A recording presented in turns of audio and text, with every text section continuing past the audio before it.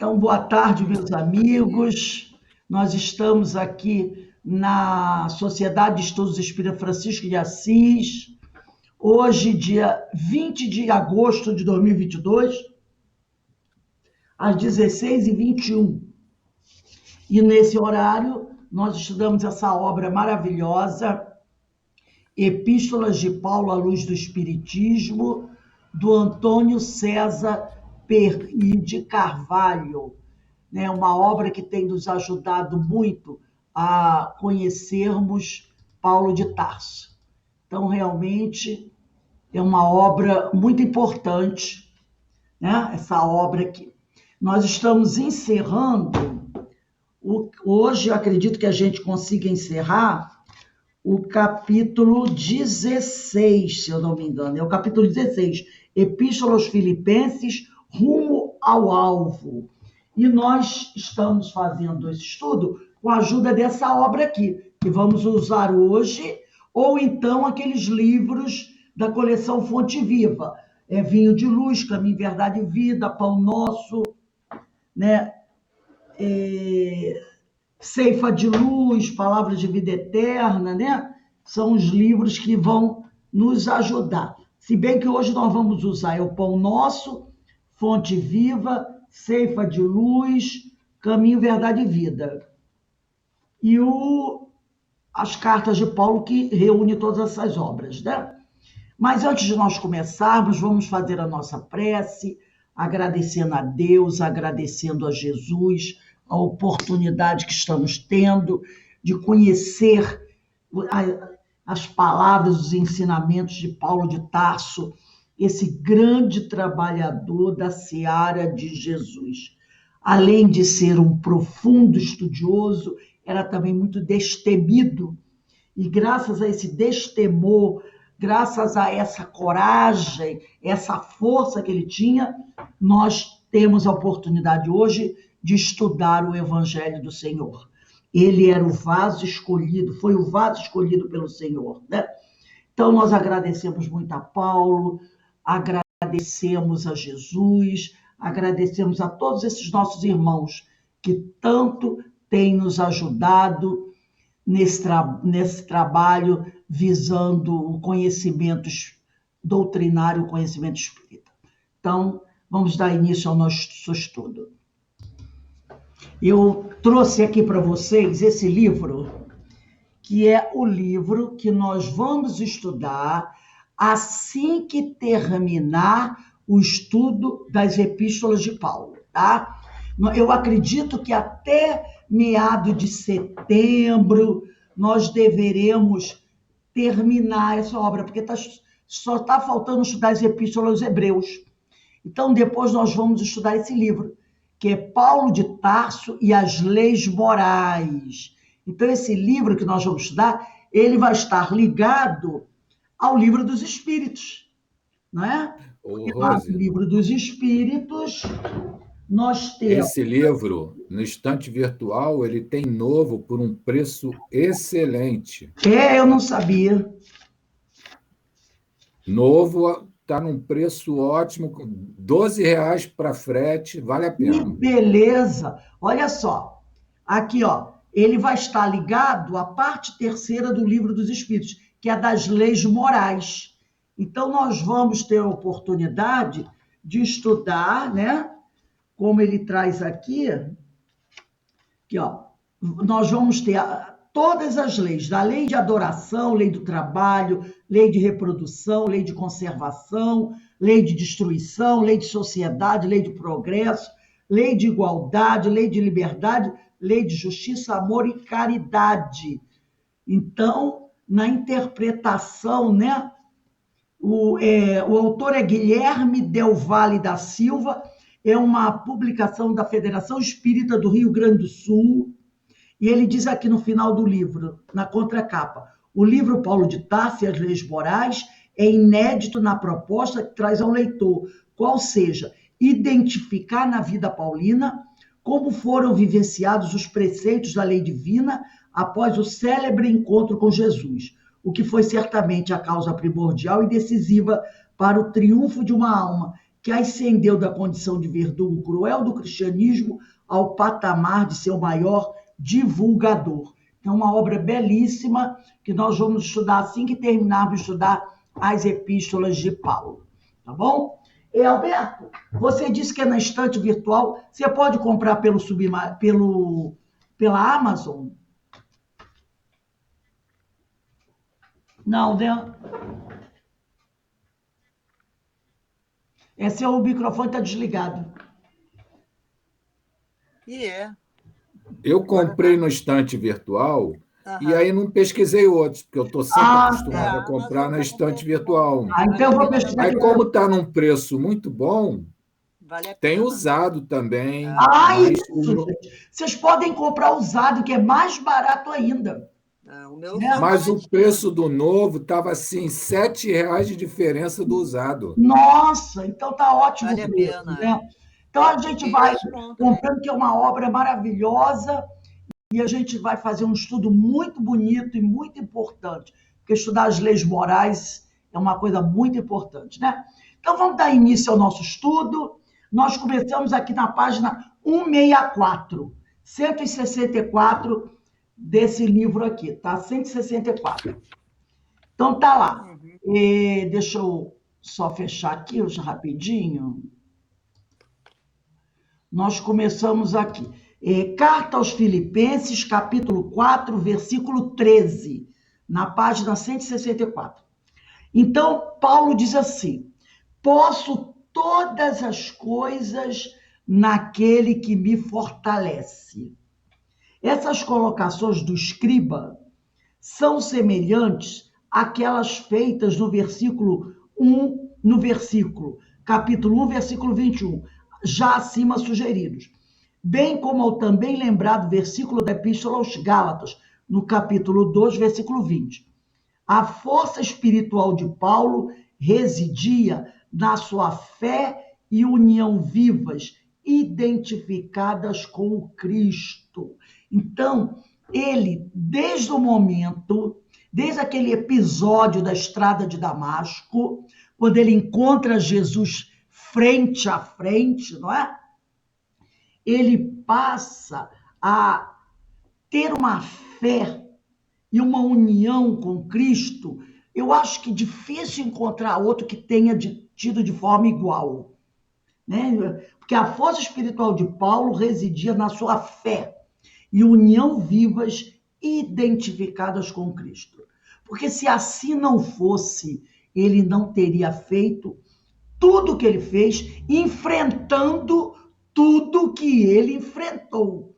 Porque não foi só a raiva dos antagonistas, dos adversários, mas também daqueles que tinham sido seus antigos amigos. Então, não eram só daqueles que eram contra o Cristo, mas daqueles que antes foram seus parceiros. E agora, né, não aceitavam. Lembra que nós estudamos ontem sobre a descompensação vibratória? Que muitos, né, aqueles que têm uma simpatia com o que é mais elevado, se sentem atraídos por esses homens que trazem essa força, né? E aqueles que são antagonistas, eles têm uma repulsão a esses homens. Mas a repulsão deles, muitas vezes, não é só aquela questão energética. Eles também não se contentam apenas em se afastar. Eles buscam destruir também aquele elemento de que eles sentem repulsa. Porque se eles só sentissem a repulsa, eu não gosto de estar com ele, e fossem embora, tudo bem. Mas não. Na maioria das vezes, o que eles fazem? Perseguem e atacam para eliminar, né? Então, Paulo sofreu tudo isso. Ele sofreu o ataque do adversário, aquele que já não gostava, não simpatizava, mas também passou a sofrer o ataque daqueles que quando ele era doutor da lei, eram seus amigos. E agora revoltados com a mudança dele, o ataque. Inclusive pessoas da própria família. né, que se afastam dele, a família se afasta dele. Então, aqui, o Antônio César Perry diz, o registro de Emmanuel é claro. Então, eu vou aqui pegar, quem pega aí, Pão Nosso, ou Cartas de Paulo, Pão Nosso, capítulo 79, 79. Cartas de Paulo, página 498, 498. Quando Emmanuel vai falar sobre esse tipo de coisa, né? Emmanuel aqui vai falar sobre tudo isso, vai falar principalmente sobre esse capítulo 4, versículo 13, que está aqui no início do livro, quando ele diz assim, posso todas as coisas naquele que me fortalece. Então, eu vou pedir, deixa eu pegar meu lápis aqui, Cartas de Paulo, 498. Alberto, você pode ler para a gente? E Pão Nosso, capítulo 79. Posso sim.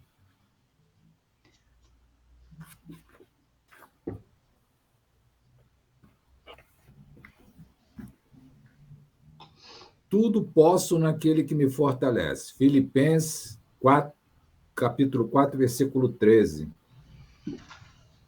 O mães e os discípulos. O que significa o mães? Porém, né? Vamos seguir. Nesse sentido, né? Mães. É porque ele botou o antes, aí ficou meio mães e os discípulos. Tá. É difícil esse tipo assim de construção assim da frase dessa forma, né? O discípulo aplicado assevera: de mim mesmo nada possuo de bom, mas Jesus me suplirá de recursos segundo as minhas necessidades. Então, a fé dele era robusta, né? E ele sabia, quando a gente se refere a Deus como fonte primordial, que nos supre e nos provém, a gente está nesse sentido de que Deus nos proverá das nossas necessidades. E ele tinha essa fé com Jesus, nesse sentido de Jesus dar aquilo que ele necessita. É que ele sabia que faltava a ele, né? Justo. Até o entendimento, não é só a necessidade da existência, o entendimento, ampliar até mesmo a fé diante dos obstáculos. E é interessante, Alberto, quando você destacou isso agora, porque o que o Emmanuel quer nos mostrar é que isso não serve só para Paulo de Tarso, não. Serve para todos nós, em qualquer momento. Porque todos nós sabemos que nos falta muita coisa ainda. Mas no momento que a gente tiver aquela fé verdadeira e solicitar forças ao Mestre Jesus, ele supre essa falta. Porque tudo também está no nosso querer, na nossa vontade, né? Perfeito. E aí ele supre. Quando nossa vontade de querer é sincero e você roga, esse auxílio virá, a inspiração virá. Lembra quando Jesus disse, bata e a porta se abrirá? Justo. Porque, por exemplo, você diz numa prece, né? Que eu busco os caminhos virtuosos que me conduzem à edificação do reino de Deus. Mas se você pede com fé que isso se realize, você quer, isso se de fato se faz, porque o poder da tua mente permite você realizar isso, porque o pensamento é matéria. Exatamente. Não disponho de perfeito conhecimento do caminho. Olha a humildade dele, né? Isso. Mas Jesus me conduzirá. Se ele não conhece o caminho, quem dirá nós? Mas naquela época, ele ainda está muito ligado às atitudes dele no passado. Sim. Entendeu? Então, ele sabe que ele ainda não conhece. Ele ainda não é aquele que atingiu aquele patamar. Ou, às vezes, até atingiu, ele não tinha percepção, né? Se bem que aqui ele já está bem velho, mas ele mostra-se humilde. Isso. Muito humilde, né?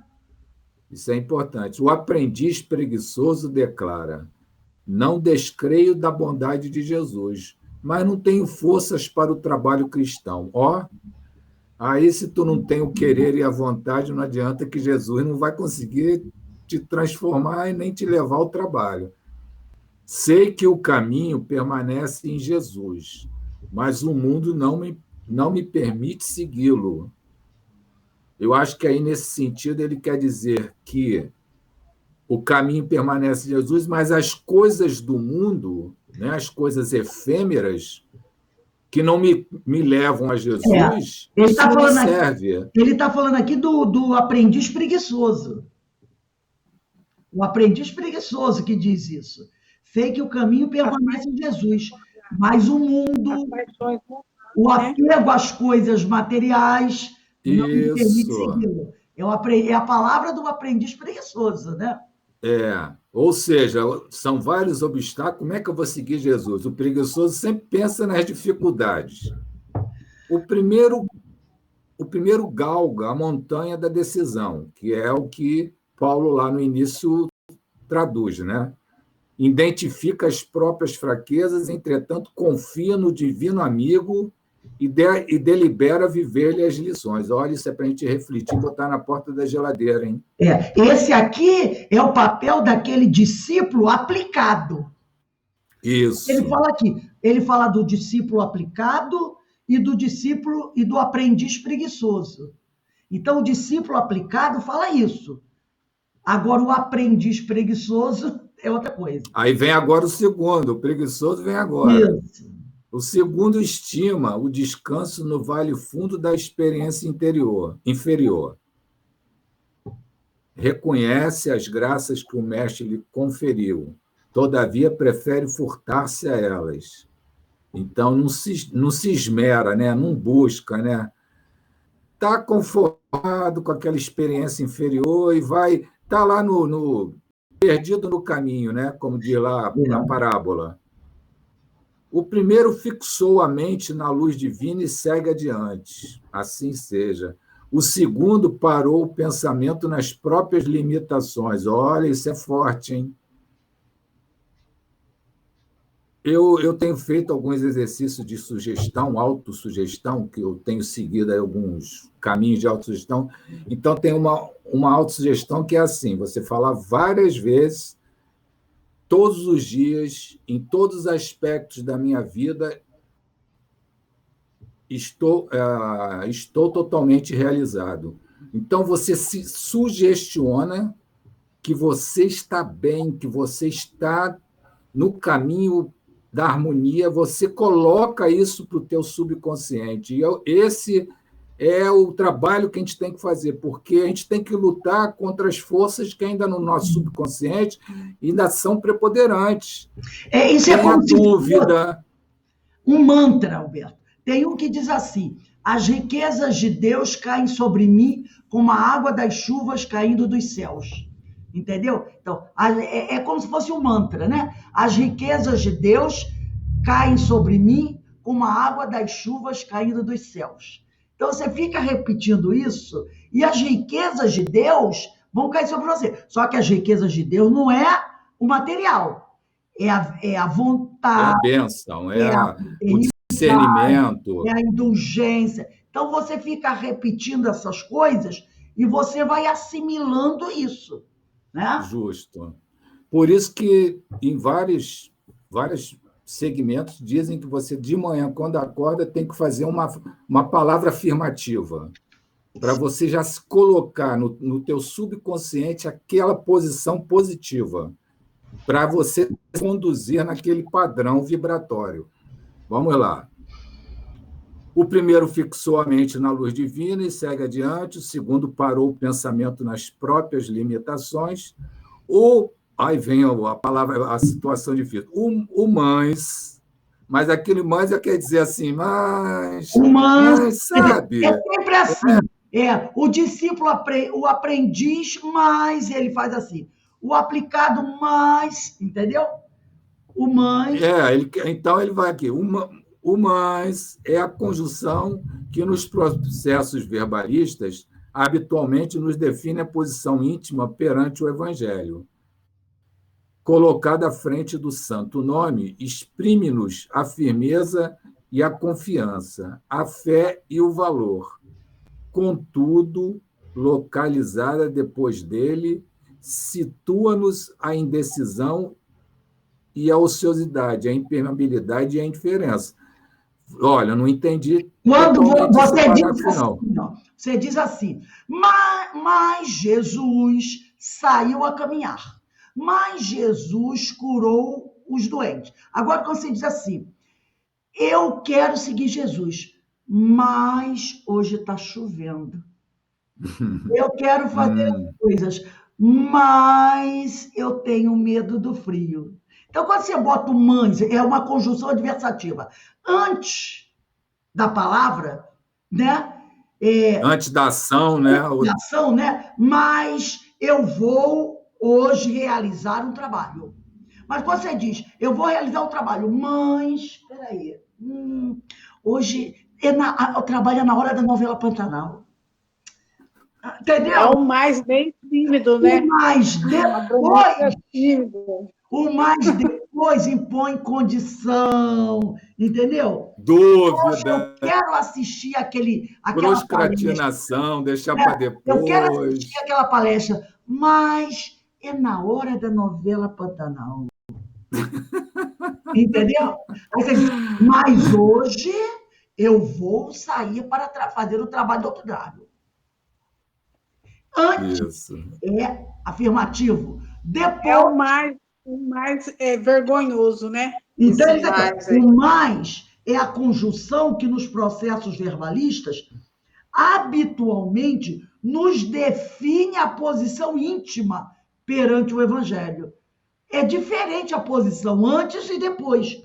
Colocada à frente do santo nome, né? Mas Jesus exprime-nos a firmeza e a confiança. Mas Jesus há de me ajudar. E o valor, contudo, localizada depois, Jesus é o meu mestre, mas eu não tenho certeza se ele vai me ajudar.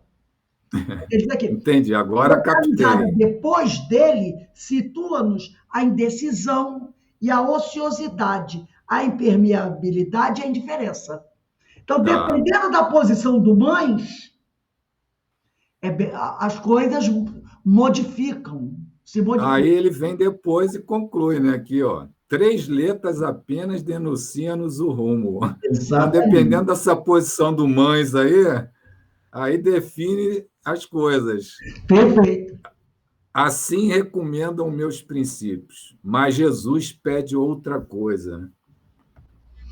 Assim aconselha Jesus, mas não posso fazê-lo. Por meio de uma palavra pequena... Roberto, olha aqui que ele disse. Assim recomendam os princípios. Mas Jesus... Quer dizer, meu modo de ser diz para eu fazer assim. Mas Jesus pede outra coisa. O mais está antes de Jesus. Assim aconselha Jesus. Mas não posso fazê-lo porque está na hora da novela. Jesus quer que eu faça... Mas... Então, olha só. O mais... Antes da palavra Jesus tem um jeito de ser. Depois tem outro jeito de ser. Né? Verdade. Por meio de uma palavra pequena e simples, fazemos a profissão de fé ou a confissão de ineficiência. Lembremos-nos de que Paulo de Tarso, não obstante, apedrejado e perseguido, conseguiu afirmar, vitorioso aos filipenses, tudo posso naquele que me fortalece. Né? Então, olha só que beleza de texto. Né? Como instrutivo. Então, a gente tem que tomar cuidado com mães, hein, gente? Sempre antes da palavra Jesus. Vamos voltar aqui ao nosso livro. Eu estou querendo ver amanhã o encontro nosso, mas... Não, mas aí é o contrário. Eu estou querendo ver o encontro amanhã, mas Jesus me indica que eu venha participar. Isso, né? isso. Eu também estou Mas querendo, mas mas minha estarei na consciência diz que eu evangelização. devo assistir. Né? Então tá lá. Carta aos Filipenses, capítulo 4, versículo 19. O meu Deus, segundo as suas riquezas, suprirá todas as vossas necessidades em glória por Cristo Jesus. Essa colocação, pelo pensamento do apóstolo, não se confunde com o atendimento de necessidades materiais, tá? Então, quando ele diz assim, no 4,19, o meu Deus, segundo as suas riquezas, suprirá todas as vossas necessidades em glória por Jesus Cristo. É igual aquele mantra que eu falei para vocês, que a gente pode repetir quando acordar, né? As riquezas de Deus caem sobre mim como a água das chuvas caindo dos céus. Esse mantra está falando das riquezas de Deus, mas o que ele falou aqui, essa colocação do apóstolo, quando ele fala, segundo as suas riquezas, ó meu Deus, segundo as suas riquezas, não se confunde com atendimento de necessidades materiais. Ele não está falando de riquezas materiais, né? Mas claramente se refere a uma recompensa espiritual aos que se esforçam pelo evangelho. Porque se alguém ficar repetindo esse mantra, as riquezas de Deus caem sobre mim como a água da chuva cai do céu, vai pensar assim, de tanto eu falar isso, vou ficar milionário. Não é milionário de bens materiais, né? Então, quando Paulo diz, ó meu Deus, segundo as suas riquezas, suprirá todas as vossas necessidades em glória por Cristo Jesus. Ele está falando dessa recompensa espiritual. O orientador espiritual de Chico, Emmanuel, não deixa dúvidas. Vamos pegar aí o livro Fonte Viva, capítulo 73. Cartas de Paulo, página 500. Iraci, lê para a gente aí o Fonte Viva, capítulo. Não, Rose. Não, Rose. Eu não tenho nenhum dos dois. Dá para. Eloá, você pode ler para a gente aí? Cartas de Paulo, Sim, página ok. 500. Ok. O meu Deus proverá magnificadamente todas as vossas necessidades, segundo a sua riqueza em Jesus Cristo, em Cristo Jesus. Filipenses 4, capítulo 4, versículo 19. Estímulo fraternal. Não te julguei sozinho na luta purificadora, porque o Senhor suprirá todas as vossas necessidades. Aí começa o problema, né, da interpretação, né? Aí eu já vou, opa, né? Opa, vou pedir não sei o quê. Ergue os teus olhos para o alto e de quando em quando contempla a retaguarda. Se te encontras em posição de servir, ajuda e segue. Recorda o irmão que se demora, sem recursos, no leito da indigência. Pensa no companheiro que ouve o soluço dos filhinhos, sem possibilidade de enxugar-lhes o pranto. Detente para ver o enfermo que as circunstâncias enxotaram do lar.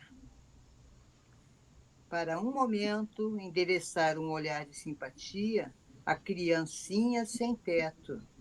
Medita na angústia dos desequilibrados mentais, confundidos na eclipse da razão. Reflete nos aleijados que se algemam na imobilidade dolorosa. Pensa nos corações maternos, torturados pela escassez de pão e harmonia no santuário doméstico. Interrompe de vez em quando o passo apressado, a fim de auxiliares o cego que tateia nas sombras. É possível, então, que a tua própria dor desapareça aos teus olhos. Se tens braço para ajudar e cabeça habilitada a refletir no bem dos semelhantes, és realmente superior a um rei que possuísse um mundo de moedas preciosas sem coragem de amparar ninguém. Vou ler de novo esse. Se tens braço para ajudar e cabeça habilitada a refletir no bem, és realmente superior a um rei que possuísse um mundo de moedas preciosas sem coragem de amparar ninguém. Quando conseguires superar tuas ações para criares a alegria dos outros, a felicidade alheia te buscará onde estiveres, a fim de improvisar tua aventura. Que a enfermidade e a tristeza nunca te impeça a jornada. É preferível que a morte nos surpreenda em serviço a esperarmos por ela numa poltrona de luxo. Acenda, meu irmão, nova chama de estímulo no centro da tua alma e segue além. Sê o anjo da fraternidade para os que te seguem dominados de aflição, ignorância e padecimento.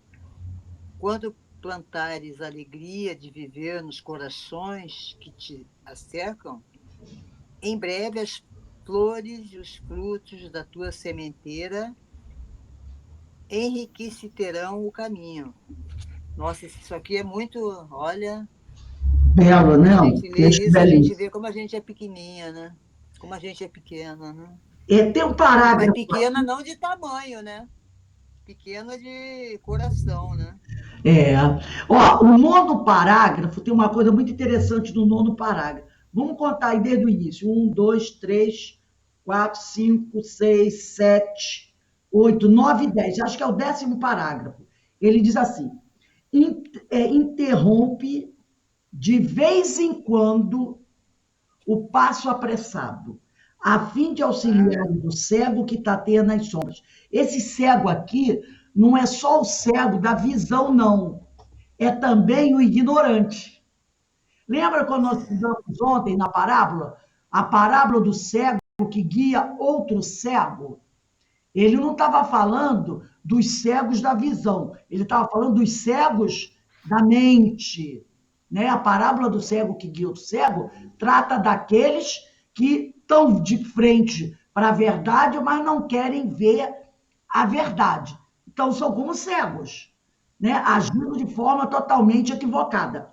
Então, quando ele diz aqui, já que você já alcançou algum conhecimento, dá uma paradinha de vez em quando, não precisa ser sempre, não.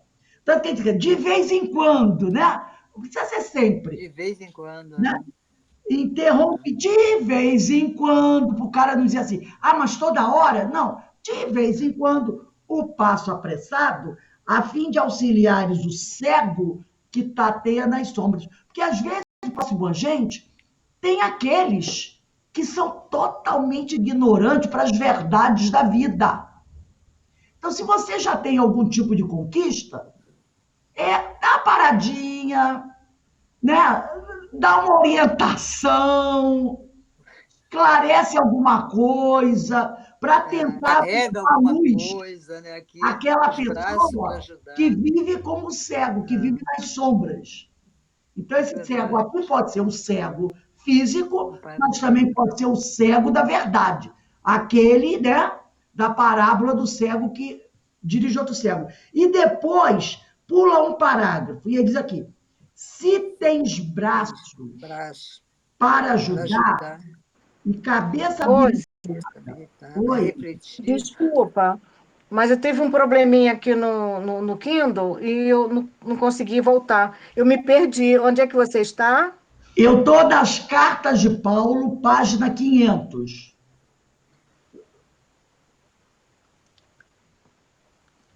Obrigada. Eu estou no 12º parágrafo. O título é Estímulo Fraternal.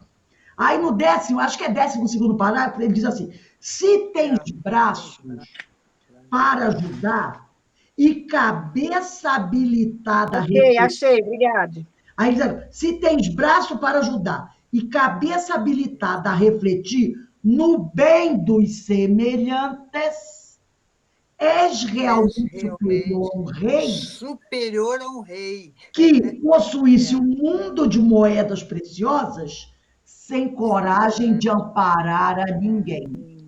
Então, se você tem braços para ajudar e cabeça habilitada a refletir, se você está sempre buscando, de alguma forma, auxiliar seus semelhantes, você é igual a um rei que possui um mundo de moedas, tá? Mas que ele não tem coragem de ajudar ninguém. Então, você tem a riqueza que ele tem. Só que você está utilizando essa riqueza, né? E lá, quase do Agora, ano... Rose, Oi? antes de você dar um passo seguinte, veio aqui na minha reflexão aqui que esse trecho, esse parágrafo, né, que comenta do rei e daquele que tem o braço para ajudar e cabeça habilitada a refletir no bem, que esse rei é preguiçoso, né? Ele tem a riqueza do mundo, mas não tem uma ação em prol nem, de repente, dele, que ele está preso às coisas materiais, nem do próximo. E, às vezes, aquele pequenininho que não tem riqueza nenhuma, mas está lá querendo ajudar o seu vizinho, apoiando aquele que está lá com dor de cabeça, fazendo uma oraçãozinha.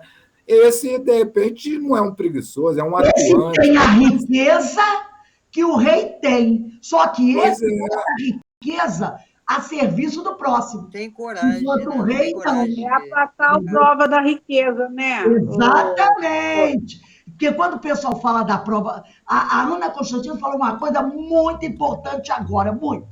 Quando a gente fala da prova da riqueza, porque a prova da riqueza é a prova, a gente não diz isso, é a prova mais difícil, né? Porque você ter riqueza e usar tudo para você. Só que as pessoas pensam só na riqueza material, do din-din. Mas existe a riqueza do talento, da inteligência, da força física, da saúde. E você tem essa riqueza toda e não coloca em prol do próximo. Né? Eu acho que essa riqueza da inteligência, da saúde, da compreensão, da força, é muito mais valiosa que o dinheiro que está no banco. Porque essa riqueza, ninguém rouba. A outra do banco, o povo leva. O povo leva. Mas a riqueza da coragem, da saúde, da inteligência, essa ninguém rouba de você. Agora, se você tem essa riqueza, que ninguém pode te roubar, e você não usa, é muito mais grave do que você ter aqueles milhões do banco que podem ser roubados.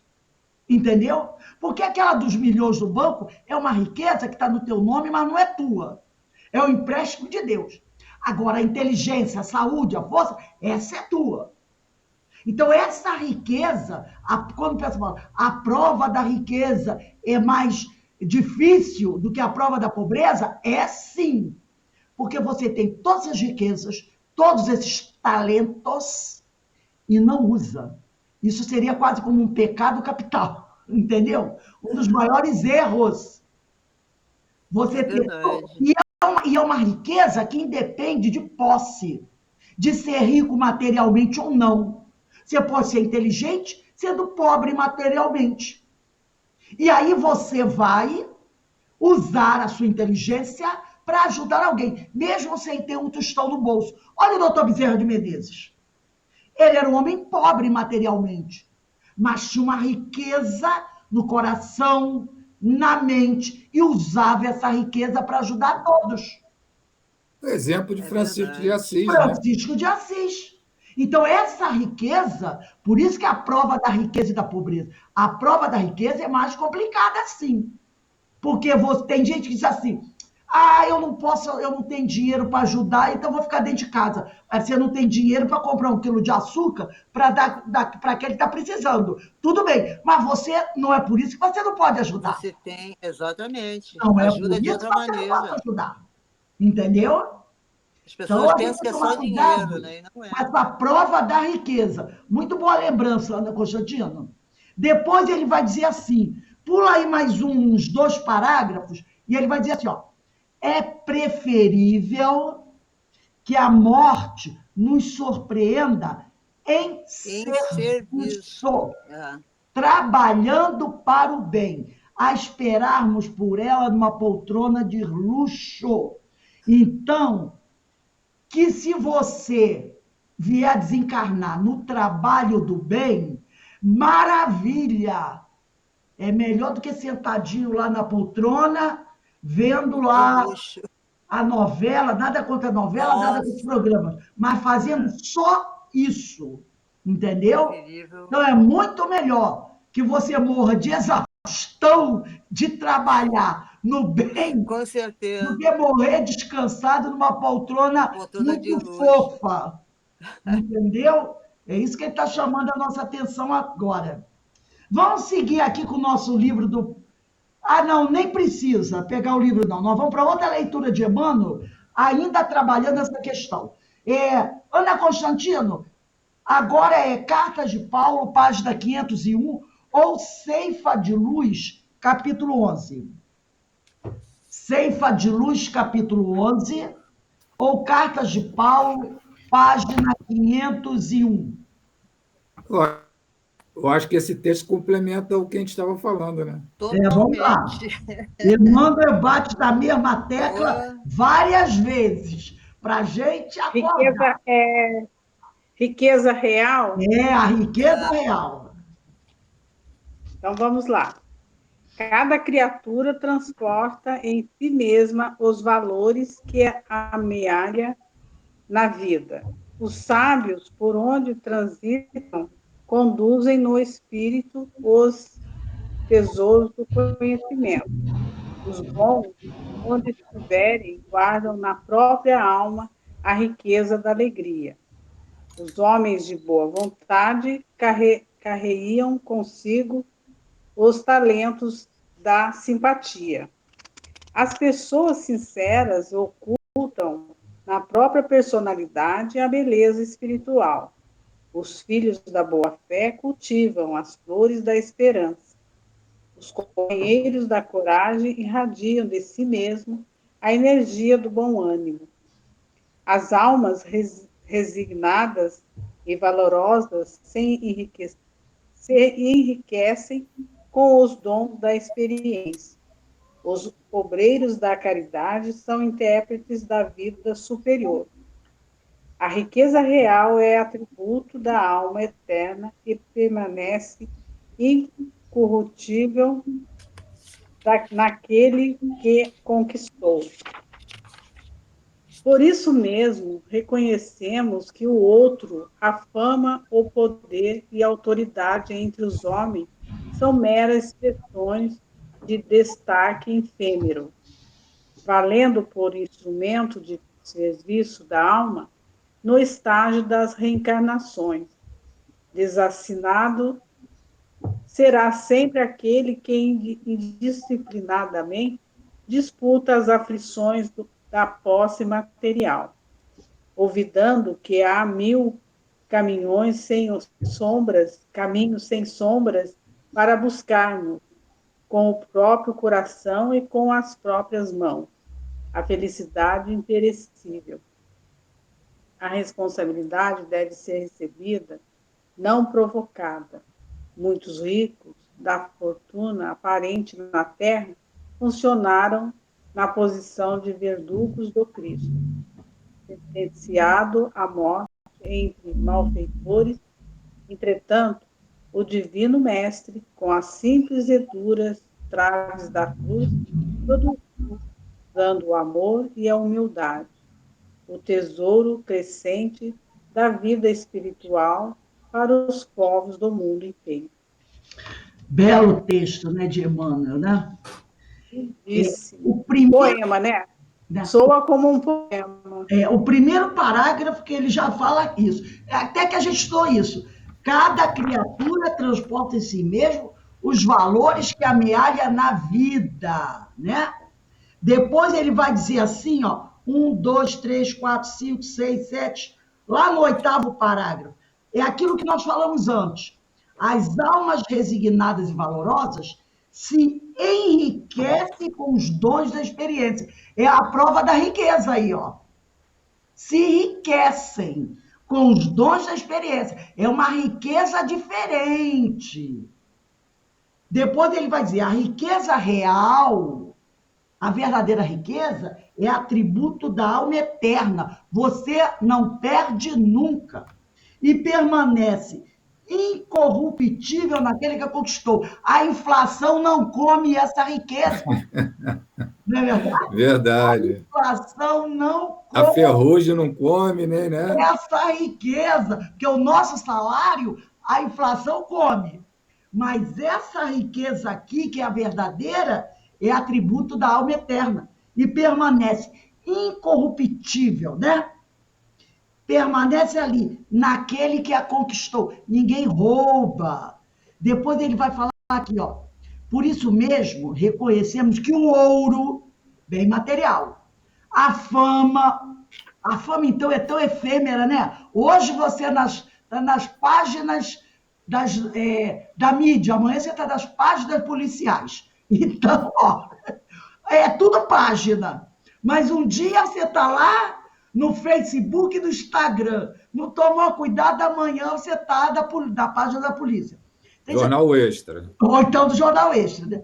E é capa central. Por isso mesmo reconhecemos que o ouro, a fama, o poder, esse então da capa de jornal quando não é bem usado, o poder e a autoridade entre os homens são meras expressões de destaque efêmero, valendo por instrumentos de serviço da alma no estágio das reencarnações. Então, o ouro, a fama, o poder, a autoridade são instrumentos que você pode utilizar enquanto está reencarnado para servir ao próximo. Não é?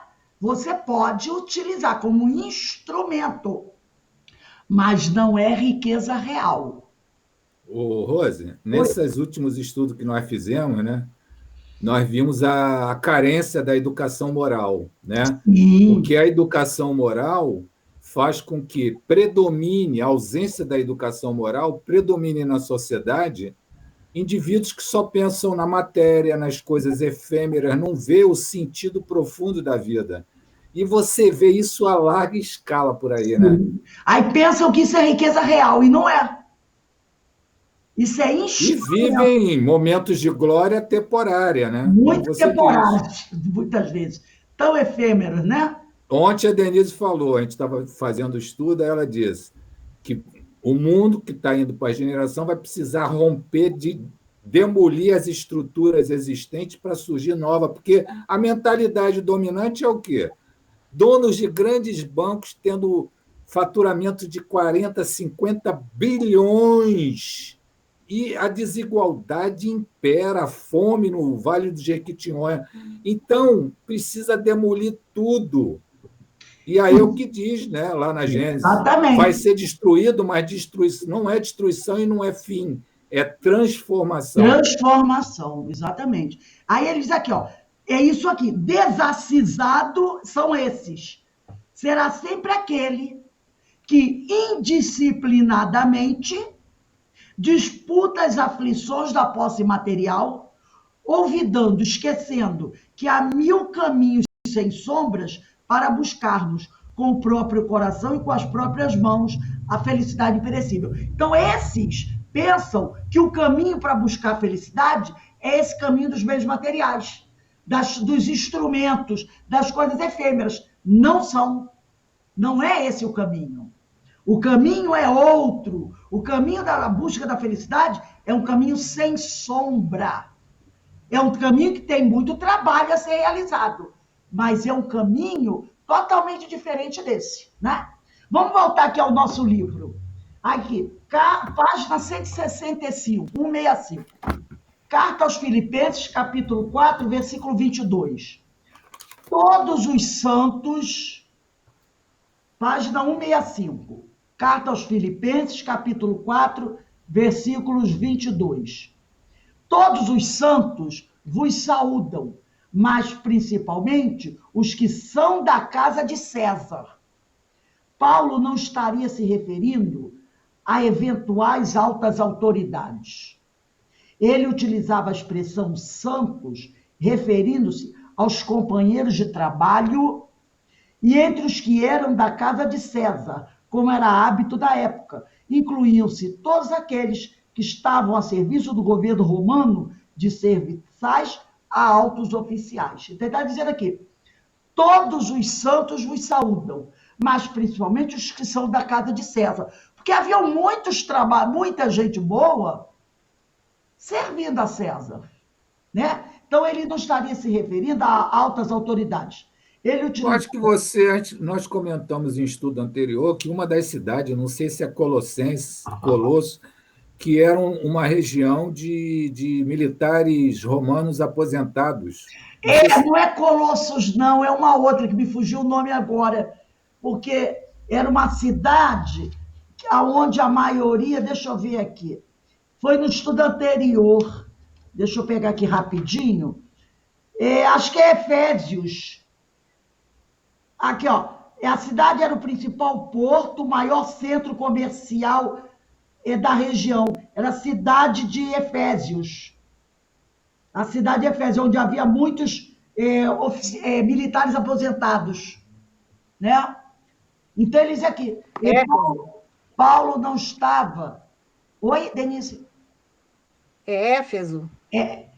Éfeso, né? Foi na carta aos Efésios, Éfeso.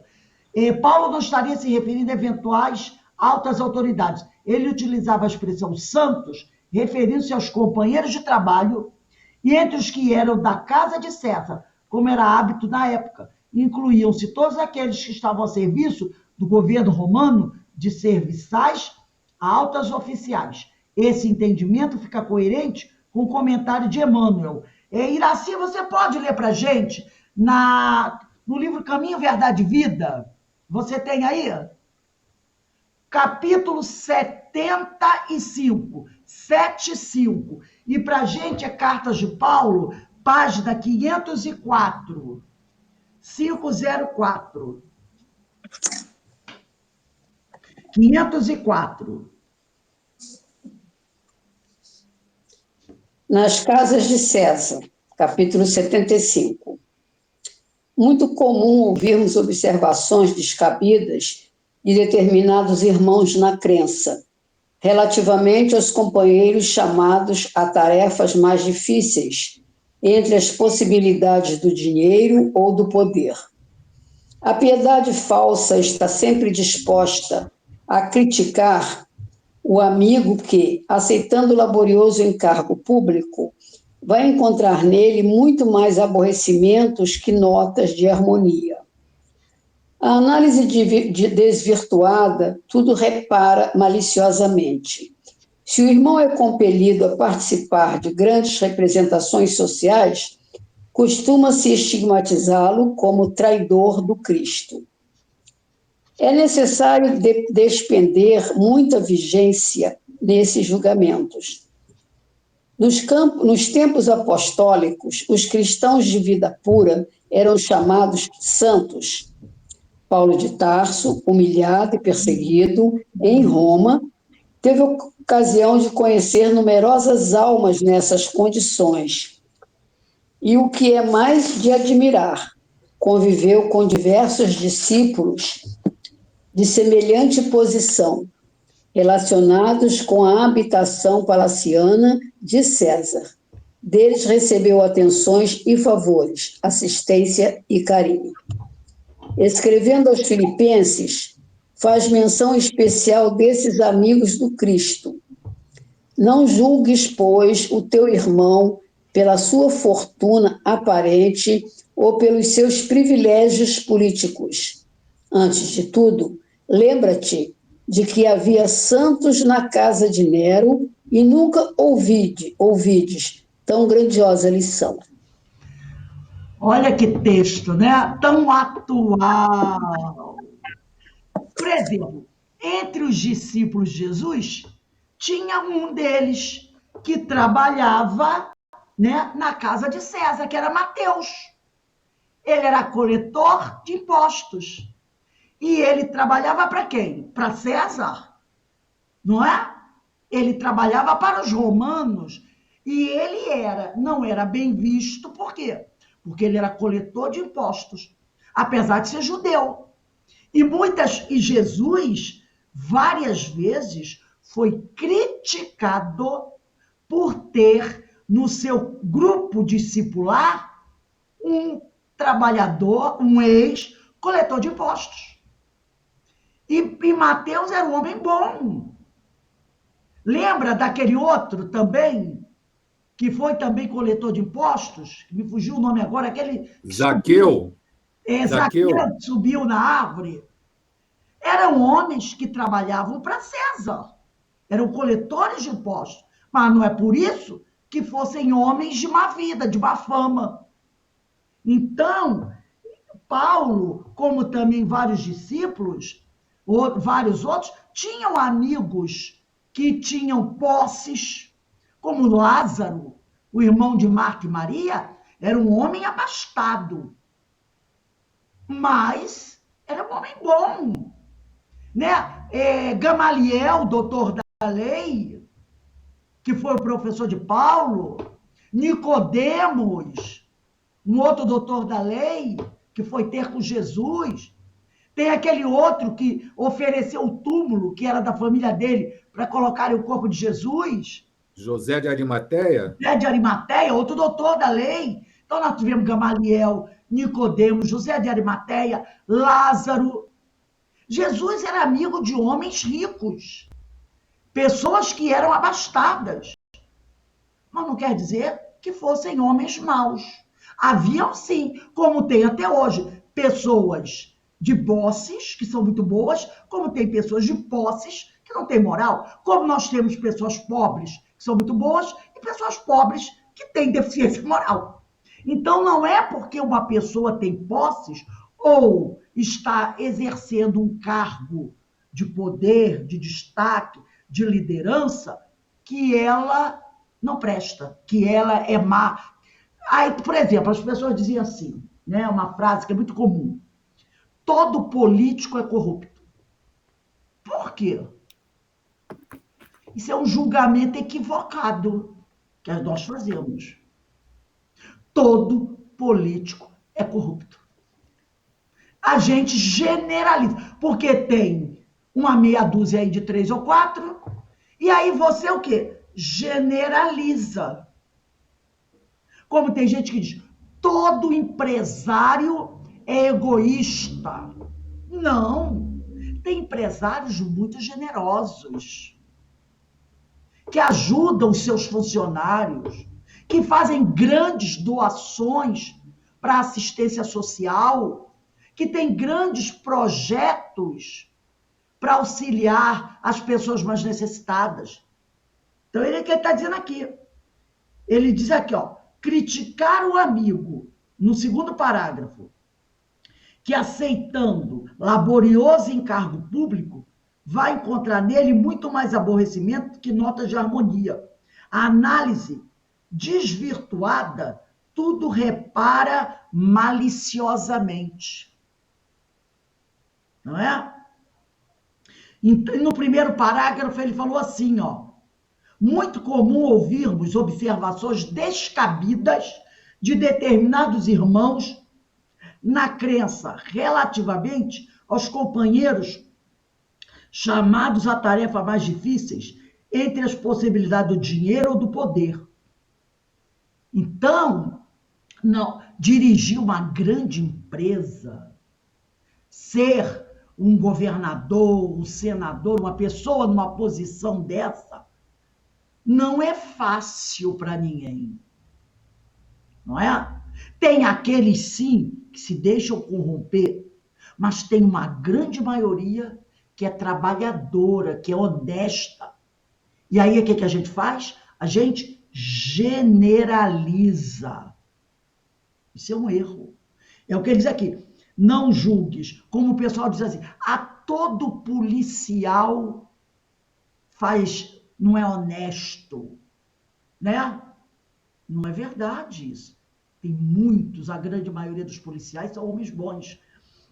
Não julgues, pois, a teu irmão pela sua fortuna aparente. Aparente porque é uma fortuna que é um empréstimo de Deus, né? Nós já falamos sobre isso. Ou pelos seus privilégios políticos. Antes de tudo, lembra-te de que havia santos na casa de Nero. Nero era César. E nunca ouvides tão grandiosa lição. Então, nós temos homens bons em todos os lugares. Então, não é porque 1, 2 ou 3 erram que a gente vai julgar toda aquela classe. Mas a gente faz isso com muita rapidez. Não é assim? É igual nossos irmãos de outras religiões. Aí você vê um Sabe o livro... que me lembrou agora, Rose? Sabe o que ele lembrou agora? Aquele acontecimento na época de... Ai, eu não me lembro direito, mas o que ele fala assim, se tiver apenas um que não seja corrupto naquela cidade, eu não destruo. Lembra? Sodoma e Gomorra. Isso, Acho que foi Sodoma e Gomorra, isso, exatamente. exatamente, né? Então, é aquela coisa, né? A gente é muito rápido para julgar. Muito rápido para julgar.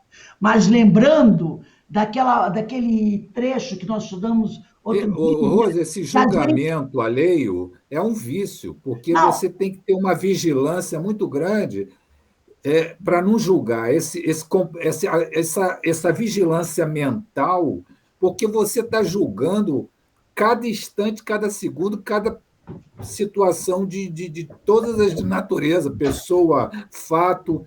A gente tem que ter muita vigilância para não ficar nesse vício. como você disse, né? É um vício muito triste. Eu estou pegando aqui um livro, Parece que rapidinho, é óbvio que a gente já só para a adquire isso, gente está no ver nosso aqui. subconsciente. A gente já traz isso de eras, encarnações, reencarnações. E a gente nessa agora a gente tem que estar muito vigilante. É, o...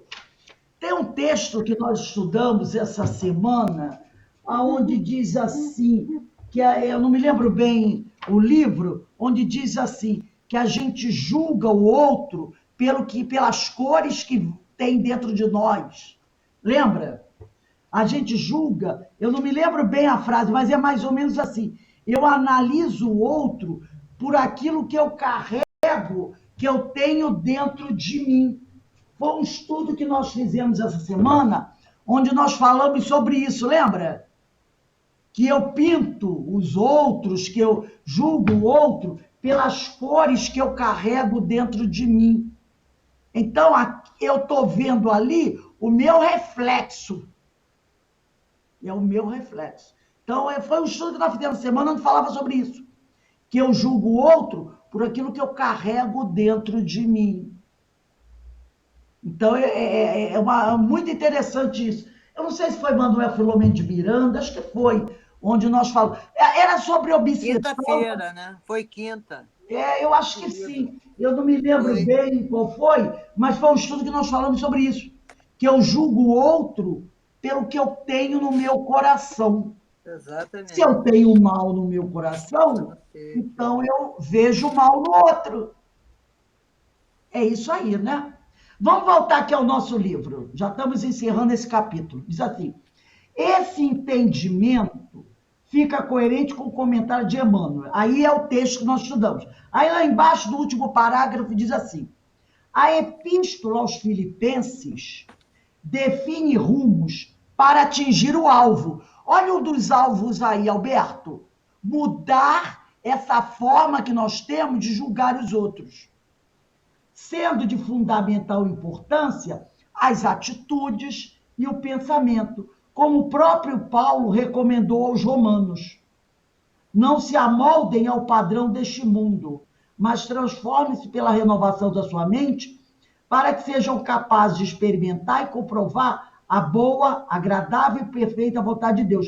Então, essa epístola que nós estudamos, ela define rumos para que a gente possa atingir o alvo. O alvo é nos tornarmos espíritos bons, espíritos moralizados, espíritos educados. E aí a gente tem que olhar para onde? Aonde estão os meus calos, as minhas dificuldades? E ali eu vou corrigir. Então ele diz, sendo de fundamental importância as atitudes e o pensamento. Foi o que o Alberto falou. Olha a questão do vício, de falar mal dos outros, de julgar mal o outro. Sendo de fundamental importância as atitudes e o pensamento, como o próprio Paulo recomendou aos Romanos. E para a gente encerrar, Denise, pega aí, Fonte Viva, capítulo 107, 107, e Cartas de Paulo, página 83. Cartas de Paulo, 83, e Fonte Viva, capítulo 107, 107.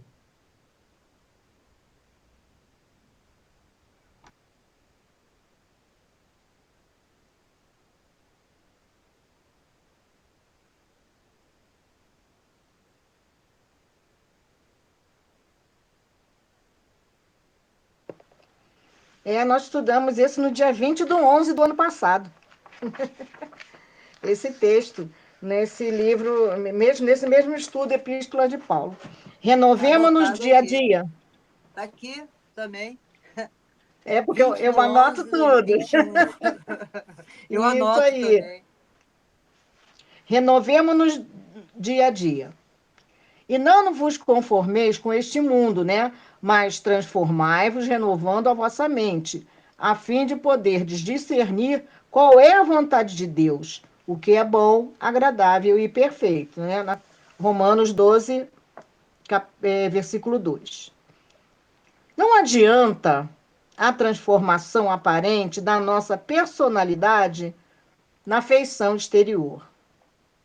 Mais títulos, mais recursos financeiros, mais possibilidades de conforto e maiores considerações sociais podem ser simples agravo de responsabilidade.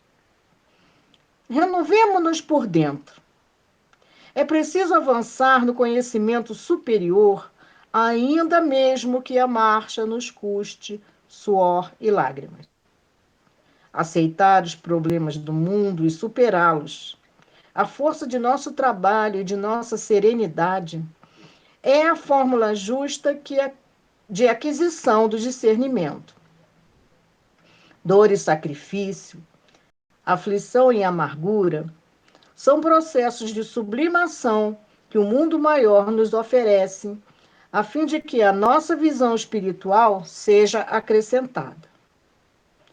Facilidades materiais costumam estagnar-nos a mente quando não sabemos vencer os perigos fascinantes das vantagens terrestres. Renovemos nossa alma dia a dia, estudando as lições dos vanguardeiros do progresso e vivendo a nossa existência sob a inspiração do serviço incessante. Apliquemo-nos à construção da vida equilibrada, onde estivermos, mas não nos esqueçamos de que somente pela execução de nossos deveres, na concretização do bem, alcançaremos a compreensão da vida e, com ela, o conhecimento da perfeita vontade de Deus a nosso respeito. Essa parte, né, de aceitar os problemas do mundo e superar a força do trabalho, mas é um trabalho, não é um trabalho desesperado, não, né? É um trabalho sereno, com a serenidade, com a calma, né? Ele diz que essa é a fórmula da gente ajustar essa aquisição, a fórmula justa, né? A fórmula certa, correta, da gente adquirir o discernimento, para a gente poder refletir e saber o que está fazendo, onde que você deve atuar, né? Em que você deve investir, né, nas suas aquisições, né? Que investimento vai ser esse, né? Se é investimento material ou investimento espiritual, né? Essa essa força, dirigir essa vontade para adquirir esse tipo de conhecimento, esse tipo de aquisição, não é mesmo? Aí é importante também, né? Quando ele fala que a gente deve renovar nossa alma no dia a dia, né? Estudando quem é da vanguarda, né? O pessoal que trouxe os primeiros ensinamentos, né? A vanguarda do Resolvendo progresso, nossa né? alma dia a dia, estudando as lições dos vanguardeiros do progresso, aqueles que vieram antes de nós e De nós, vivendo a isso. nossa existência sob a inspiração do serviço incessante. Porque é aquela coisa, gente, nós vivemos num planeta de provas e expiações. Não vai Interessante, ser Rose, que é vanguardeiro, mas é do progresso. do progresso. E É nós do temos que progresso. lembrar que nós vivemos num planeta de provas e expiações. Então, as dores, as dificuldades ainda vão existir durante muito tempo. Então, não adianta desesperar, querer fugir da vida. A gente tem que prosseguir trabalhando, fazendo a nossa parte, procurando ajudar dentro daquilo que for possível para nós realizar, né? Olha o que ele diz aqui, no 6º ou 7º parágrafo: dor e sacrifício, aflição e amargura são processos de sublimação que o mundo maior nos oferece a fim de que a nossa visão espiritual seja acrescentada, seja ampliada. Então, a gente ainda vai ver muita dor, muita injustiça, né? Tem pessoas que dão soco na mesa. Eu não aguento mais tanta injustiça. Mas, gente, nós não vivemos num paraíso. Esse planeta ainda é um planeta onde muitos espíritos doentes vão reencarnar. Quando o Necessitam pessoal reencarnar. critica aquele livro do Emmanuel, pelo espírito do Chico, pelo espírito do Humberto de Campos, Brasil, Coração do Mundo, Pátria do Evangelho, as pessoas criticam esse livro porque dizem que esse livro é mentiroso, que o Brasil não é pátria do Evangelho nem nada.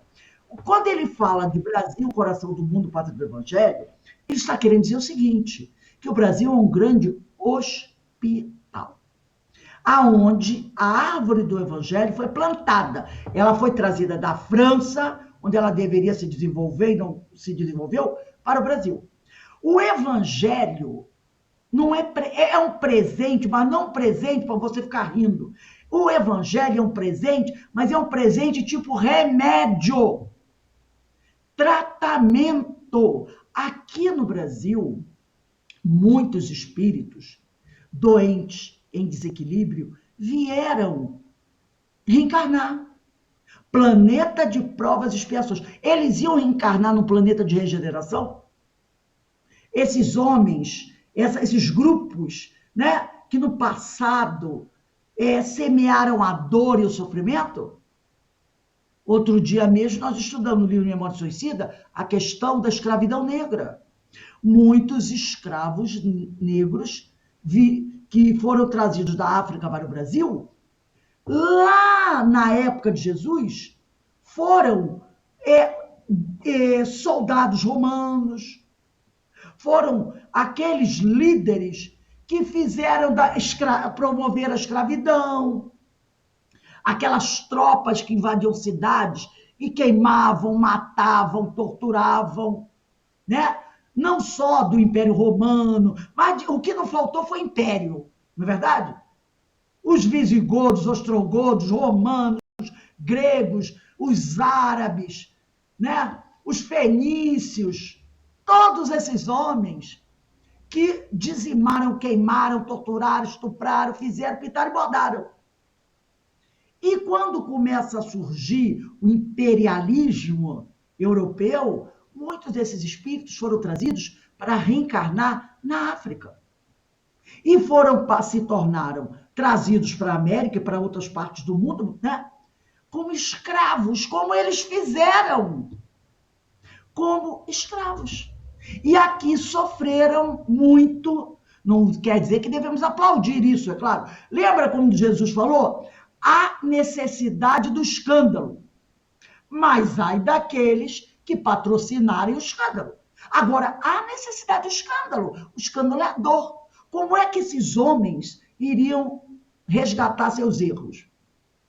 Sofrendo a dor que eles patrocinaram há 2, 3, 4 mil anos atrás. E passaram aqui. Muitos conseguiram reparar seus erros e depois voltaram, como no caso daquele ex-escravo lá do livro Memórias Suicidas, voltaram a integrar as falanges desses sábios gregos, romanos, né? Do qual eles fizeram parte, só que agora com uma outra mentalidade. Então, quando a gente... E, Rose, de que forma eles iriam ressarcir esses equívocos? Não seria num mundo de regeneração, não seria num mundo... Seria num mundo de provas. De provas de expiações. E não seria na Noruega, né? Não. Tem que ser no Brasil. Entendeu? Tem que ser no Brasil. Não, e não Venezuela. foi só. Nós tivemos escravidão no mundo inteiro. Tivemos escravidão na Europa, tivemos escravidão, né? Mas fomos um dos últimos, na própria África, porque eram muitos negros que escravizavam outros negros. Tivemos a escravidão negra no mundo inteiro. No mundo inteiro. Agora, Rose. Oi. Não, conclui. Então, aqui, como a árvore do evangelho veio para cá e aqui se desenvolveu, muitos daqueles que praticaram a corrupção, que mataram, que com graves problemas morais, vieram reencarnar para evoluir e crescer. Muitos conseguiram, outros ainda estão aí. Como ainda temos hoje, por aí, reencarnando, exilados de capela. Alguns exilados de capela que ainda estão sem se arrepender, como aquela companheira do livro da Sueli Caldas Schubert, que teve a oportunidade, lembra? Que o espírito que obsediava disse para ela, me peça perdão, e ela era uma médium psicofônica, me peça perdão e eu deixo você em paz. E o que ela disse, a tal médium psicofônica para o espírito? Eu não vou pedir perdão ao negro escravo. Era trabalhadora de mesa mediúnica. O obsessor dela chegou na mesa mediúnica, contou o porquê dela estar cheia de dores nas pernas. Era ele fazendo ela sofrer, o que ela tinha feito ele sofrer. E ele disse, se você me pedir perdão para mim, eu deixo você, eu liberto você. E ela disse, não. Eu não vou pedir perdão ao negro escravo. E aí continua. Ele continuou, hoje ela não trabalha mais na mesa mediúnica, mas toda semana vai na casa espírita assistir palestra e tomar água fluidificada. Mas vai cheia de dores, porque ela ainda não perdoou. E olha aí. Quantos anos Somos nós, esses que estão praticou esse erro? E ele, por continuar a afligi-la, ele também está errando. Entendeu? Ele também está errado. Porque ele não a perdoa. Chantagem, né? Ele está exigindo que ela se humilhe. Entendeu? Então ele está sendo orgulhoso ele também está se comprometendo, porque ele exige. É um perdão com condicionamento. Né? Que ela peça perdão a ele, mas ele não diz assim, eu te perdoo, mesmo que você não me peça perdão, eu te perdoo, eu te liberto. Não, ele continua ali. Então, os dois estão presos nessa teia. Por quanto tempo? Enquanto ela não perdoa ele, ele não perdoa ela. E vão ficar ali nesse círculo vicioso. E o perdão é um ato de... séculos. Um deles que perdoa já e não é por ele ter sido escravo que ele está justificado. Porque se ele for um escravo e sofreu aquilo, é porque a gente sabe que não tem vítima. Né? Alguma coisa ele veio reparar. Só que ele agora tinha que dar o perdão. Mas ele não dá o perdão. Né? Não é humilde, né? Não tem Ele não humildade, tem. né? Então, eles estão Não, presos nessa teia e vão ficar até que um ceda, um compreenda. exato. Porque ela já está até próximo de desencarnar novamente, Isso. voltaria para a erraticidade ainda com esse ódio. Ele, quem sabe, E reencarnando de talvez novo, no ela plano, e aí não no fosse plano fazer a mesma coisa com espiritual, ele. talvez ela vá atrás dele. E ela vai Pois é, obsidiar acabaria ele. E na sofrendo próxima mais. encarnação seja ela obsessora e vão ficar nesse círculo Vão ficar vicioso, até. se comprometendo cada vez mais. E olha só, a companheira era espírita. É, o Olha a egoísmo. oportunidade É que aquela ela oportunidade que perdeu que não vai voltar mais, né? Quando teve, a no estudo oportunidade, diz que isso ouviu é raríssimo, né? lados espíritas, ouviu sobre o Evangelho de Jesus, vai na E casa espírita não, toda semana assistir palestra, toma água fluidificada, mas não muda em mas nada. não fez o movimento Continua ali ainda. do mesmo jeito. Por isso que o planeta, o Brasil, é pátria do Evangelho, é um hospital aonde esses espíritos muito comprometidos reencarnam e, com a luz do Evangelho, para tentar demovê-los desse ódio, dessa ideia equivocada. Porque se eles não. Aonde eles iriam ficar? Eles têm que ficar onde o Evangelho é falado todo dia. Nós lemos esses textos de Emmanuel, não é? Esse texto que o pessoal diz, o texto está se repetindo. Ora, por que está se repetindo? Porque a gente mesmo, Precisamos. todo dia fazendo estudo, assistindo palestra, amanhã tem de novo, né? 10 horas, todo mundo aqui. A gente continua, como disse o nosso irmão Alberto, com os vícios. Basta olhar o jornal ou ver qualquer coisa, aquele político ladrão, a gente manda ver. Aí já debanda Isso. tudo. Precisamos do hospital, onde o médico é Jesus, e o evangelho é o tratamento para o doente. Por isso, o Brasil. Por que eu encarnei na Suíça? Precisa do Se bem Brasil que lá aqui, não é né? tanta beleza assim, tem seus problemas. Mas aqui tem muito mais. Não é? Fome, essas coisas todas. Né? Hoje, Diferença social terrível. Por que eu estou aqui e não estou na Suíça? Não estou morando na Rose, se Europa. aqui é a pátria do Que é aqui o Evangelho, se o negócio. Evangelho é Jesus, Então é aqui que eu tenho que estar. então o remédio, Rose, o remédio é suave, é docinho, não é Mas o problema é amargo. a Com gente Jesus o jugo é acreditar. leve.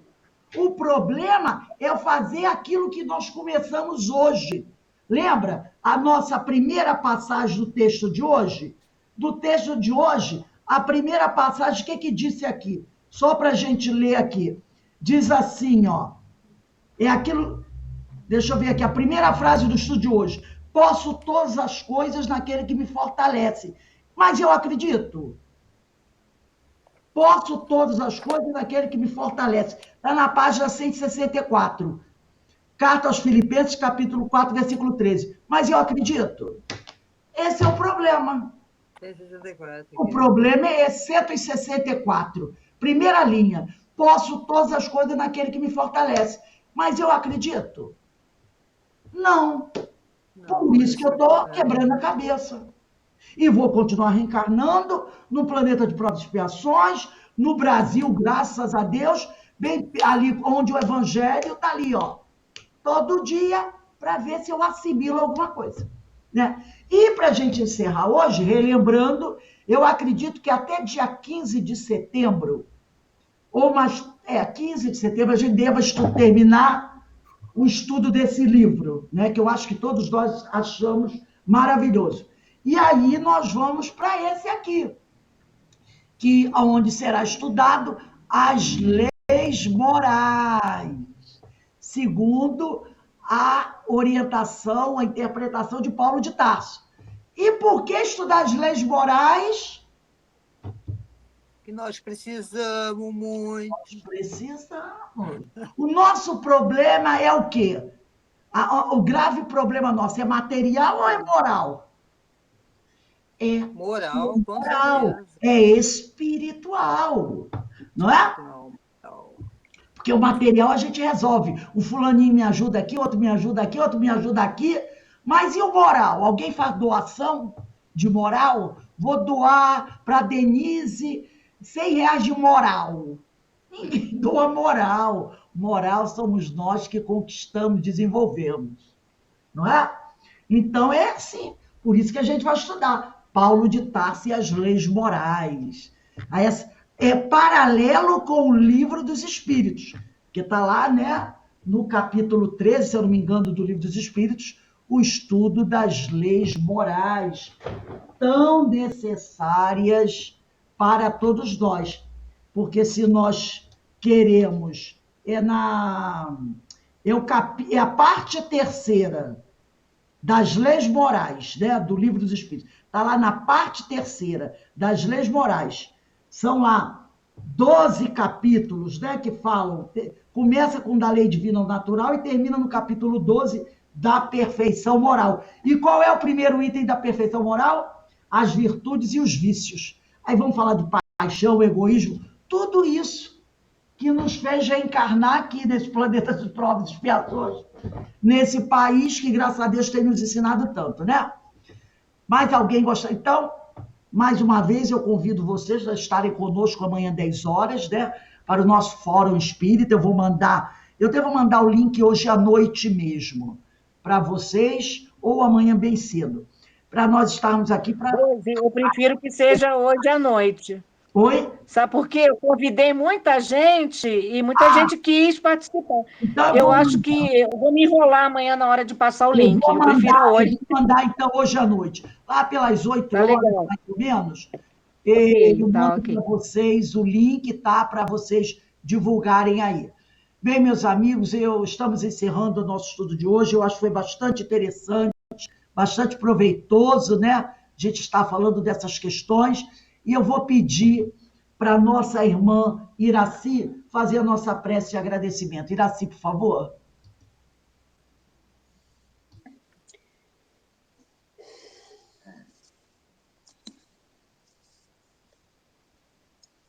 Mais uma tarde de estudos, de muitos ensinamentos, só ensinamentos, que nos tocam o coração.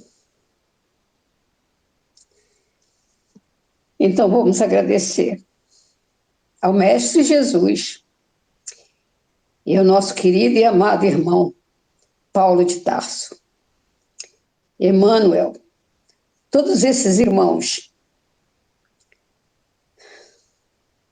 desculpem, que nos trazem todos esses ensinamentos. Hoje eu estou emotiva. Vamos agradecer ao Mestre por mais essa tarde, por tudo que nós aprendemos, por todas as coisas lindas que foram ditas, por todos nós que participamos, tudo que foi lido, tudo que foi aprendido. Obrigada, Mestre.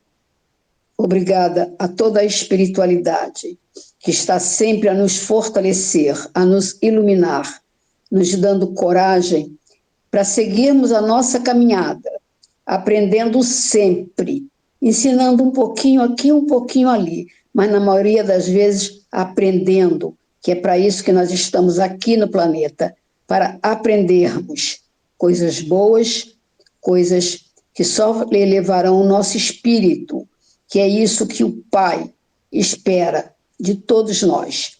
Elevação espiritual para galgarmos cada vez mais na escala de nossa evolução. Obrigada ao Mestre, obrigada a todos os amigos, a todos os desencarnados que estão conosco, a todos os encarnados que estão participando desses estudos.